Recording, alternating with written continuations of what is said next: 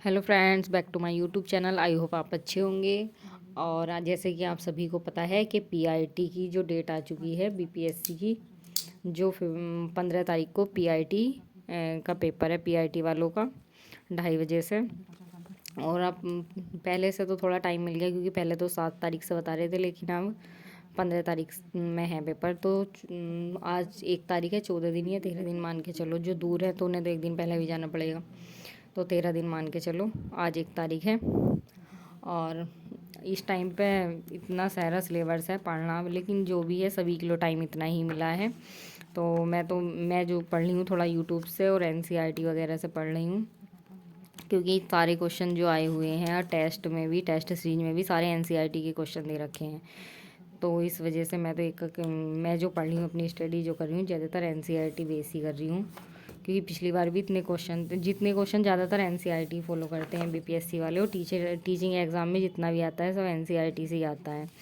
तो फिलहाल ही मैंने इसकी 12th की एनसीईआरटी में भी कुछ थे जो मुझे लगा इंपॉर्टेंट, मैंने पढ़ लिया था। यूट्यूब की हेल्प ली थी और कुछ अपना आप से पढ़ा था। और मेरे जो टेस्ट सीरीज, मैंने कल भी एक टेस्ट लगाया था और परसों भी लगाया था। तो मेरे जो टेस्ट सीरीज में सबसे ज़्यादा कम नंबर जो आ रहे हैं वो करंट थोड़ा मेरा ज़्यादा गलत जा रहा है। और साइंस में मैथ और रीजनिंग सही जा रही है, लेकिन करंट और जीएस के क्वेश्चन भी दो मतलब गलत हो रहे हैं। ज़्यादा जो हो रहे हैं वो करंट वाले गलत हो रहे हैं। तो मैं करंट पढ़ रही हूँ फ़िलहाल करेल विल के सर जो हैं वो करंट अच्छी पढ़ाते हैं, ना ज़्यादा बकवास करते हैं, मतलब जो जैसे कि यूट्यूब पर सब करते रहते हैं वो सही। मुझे उनकी करंट पढ़ाई हुई सही लगती है। जो राशि सर पढ़ाते हैं उस पर, करेल विल पे, मैं उनकी करंट पढ़ रही हूँ। और एक मैंने साइंस के लिए मैं बहुत चैनल ढूंढ रही थी, साइंस की एनसीईआरटी के लिए, कि थोड़ा कोई सही से पढ़ा दे, जो ज़्यादा हाई लेवल भी ना हो और इतना कम भी ना जो पेपर में ना आवे। तो एक मैंने चैनल आज सुबह से ही पढ़ ली हूँ, आज मैं उसी चैनल से। वो डी के गुप्ता करके सर पढ़ा रहे हैं, अच्छा पढ़ा रहे हैं वैसे। एनसीईआरटी की मतलब जैसे क्वेश्चन करा रहे हैं, फिर एनसीईआरटी की बुक का भी दिखा रहे हैं वो सारा। तो थोड़ा मेन पॉइंट, क्योंकि टाइम इतना तो है नहीं कि खुद से एनसीईआरटी पढ़ लो, खुद से एनसीईआरटी पढ़ लो। तो इस वजह से मैं यूट्यूब से देख रही थी। और बाद में वे पहले क्वेश्चन कराते हैं, बाद में एनसीईआरटी का वो दिखा देते हैं कि कहाँ से है, कौन सी एनसीईआरटी से। तो उससे ये भी आइडिया, पिछले पीवाईक्यू भी कराए हैं उन्होंने साइंस के। तो मैं वहाँ से कर रही हूँ, आपको करना चाहते हैं तो कर सकते हैं वहीं से। और एक टेस्ट डेली, अगर अपना मतलब स्कोर सही करना है तो एक टेस्ट डेली लगाना है, क्योंकि टेस्ट से हमें पता चलता है कि हमारा कौन सा सब्जेक्ट वीक है और कौन सा स्ट्रॉन्ग है। तो मेरा मैथ और रीजनिंग में इतनी गलती नहीं जा रही, लेकिन फिलहाल मैं कर रही हूँ, उससे भी ज़्यादा नहीं पढ़ रही, थोड़ा थोड़ा टाइम पढ़ रही हूँ। लेकिन मेरा करंट के क्वेश्चन, क्योंकि मैंने करंट ज़्यादा पढ़ी नहीं थी और बिहार का जीके वगैरह भी नहीं पढ़ा था इतना, तो वो पढ़ रही हूँ। और ये सब मैं यूट्यूब से ही पढ़ रही हूँ, मैपिंग वगैरह जो कर रही हूँ यूट्यूब से देख देख के कर रही हूँ। और बुक ज़्यादा, मैंने बुक वगैरह मेरे पास जो भी है एनसीईआरटी की बुक ही है। और आज और कल में दो दिन ना, एक तो ज्योग्राफी पूरी, मेरा जो मतलब है टारगेट, एक तो ज्योग्राफी पूरी कंप्लीट करने का है।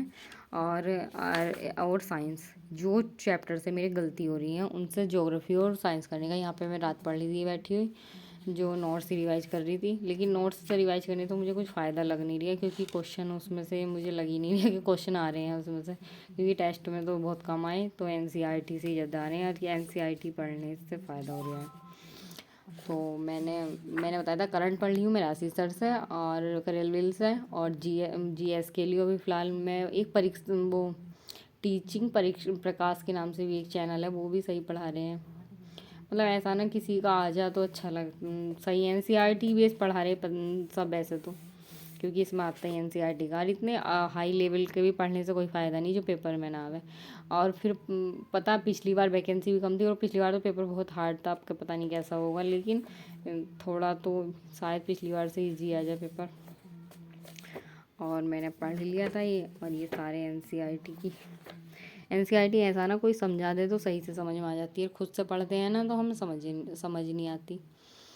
और याद, इस टाइम याद बहुत कम, मतलब प्रेशर है एग्ज़ाम का, तो मतलब पढ़ाई तो अच्छी हो रही है लेकिन याद भी भाई, इसी वजह से मैं वीडियो भी थोड़ी ज़्यादा नहीं बना रही हूँ। और प्लीज़ सपोर्ट करें, मेरी वीडियो को लाइक करें, सब्सक्राइब करें। यहाँ पे मैंने देखो सुबह को उठ के पढ़ना स्टार्ट कर दिया था, और ये एनसीईआरटी पढ़ रही थी मैं, क्योंकि क्वेश्चन ज़्यादातर एनसीईआरटी में है। ये 12th की एनसीईआरटी है, स्वतंत्र भारत की राजनीति। मतलब कि जिस टाइम पे जवाहरलाल नेहरू की मृत्यु हो गई थी उसके बाद कैसे कैसे वो हुआ, इसमें इतने अच्छे से एक्सप्लेन कर रखा है चैप्टर बहुत अच्छे से।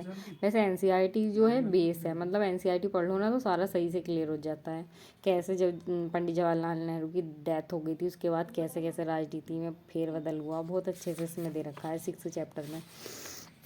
और गाइज आप सभी कहाँ से तैयारी कर रहे हैं कमेंट में बताना, और आप कहाँ कहाँ से हो, और किसी चीज़ को कोई सब्जेक्ट में कोई प्रॉब्लम हो तो आप मैसेज करके पूछ सकते हो। यहाँ पे मैंने एनसीईआरटी के मतलब पहले के वो न्यूज़पेपर वगैरह करके बहुत अच्छे से इसमें दे रखा है। और इसमें मैथ भी थोड़ी सही आती है, जिसकी मैथ वीक है तो थोड़ा प्रैक्टिस करते रहें। मैथ तो वैसे द ऑफिसर अकेडमी वाले मैथ वगैरह सही पढ़ा रहे हैं, लेकिन वे सारा पीआरटी से लेकर 12th तक के लिए मतलब एक ही बता रहे हैं, तो कुछ सब्जेक्ट ऐसे हो रहे इतने मतलब समझ में नहीं आ रहे। पीआरटी से मतलब बहुत लेवल हाई हो रहा है उनका, तो मुझे समझ में नहीं आ रही, आप सभी को समझ में आ रहे होंगे तो अच्छी बात है। Bye bye bye.